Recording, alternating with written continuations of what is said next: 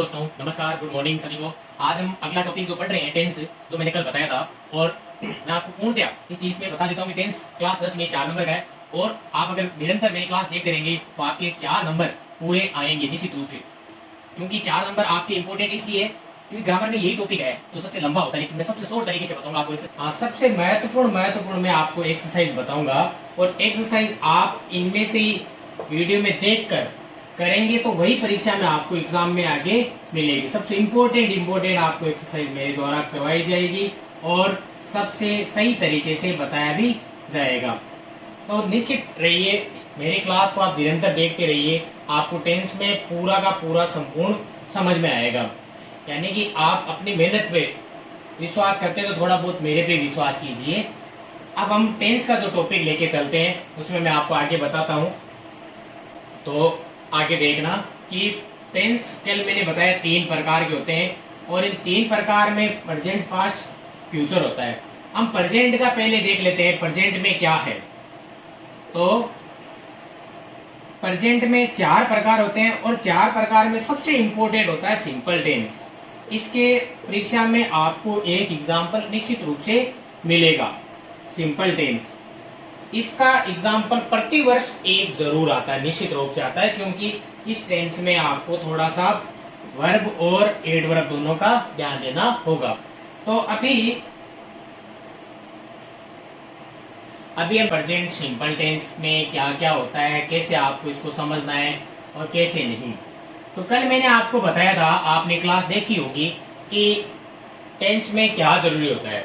Subject, जैसे एक वचन से बहुवचन, सब्जेक्ट का आपको पता होना चाहिए। प्रेजेंट सिंपल में आपकी मेन बात होती है वो यही होती है कि इसमें आपको, अगर मान लीजिए ये मैंने लिखा है ही और यहाँ पे मैंने लिख दिया गो।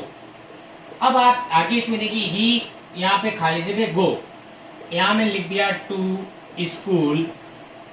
ठीक है, तो अब ये एडवर्ब है डेली, ये सबसे इंपॉर्टेंट होती है। ये जहाँ पे होती है आपको इसका कुछ नहीं करना होता, आपको ये देखना है ये एक वचन है। और अगर ये एक वचन है तो आप वर्ब के साथ एस ऐड करना होगा।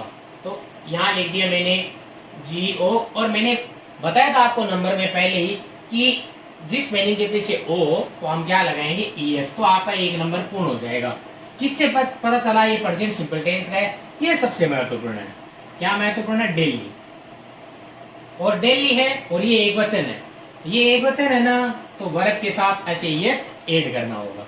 अब अगर आप यहाँ पे यू आए और यहाँ पे वापिस सेम ही सेंटेंस रहा, गो टू स्कूल, तो अब आप को क्या करना होगा? कुछ नहीं करना है, सीधे सीधे बात है, उसमें एक ही चीज करनी होगी, वो है कि जैसा है वैसा का वैसा वर्ब फिल कीजिए, गो। ये इसकी एक आपको परीक्षा में करना होगा, वो देखना होगा एडवर्ब।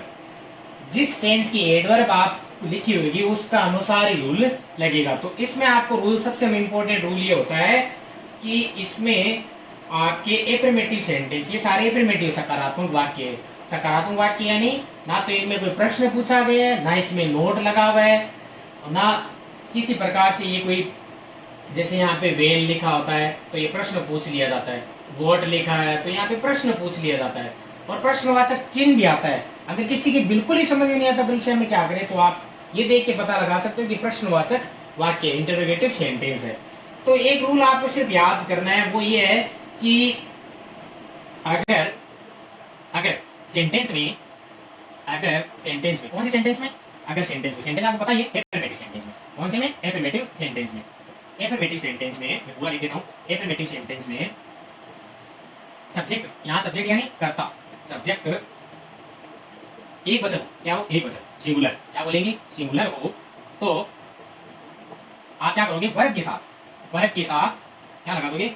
एस या ES लगा दो।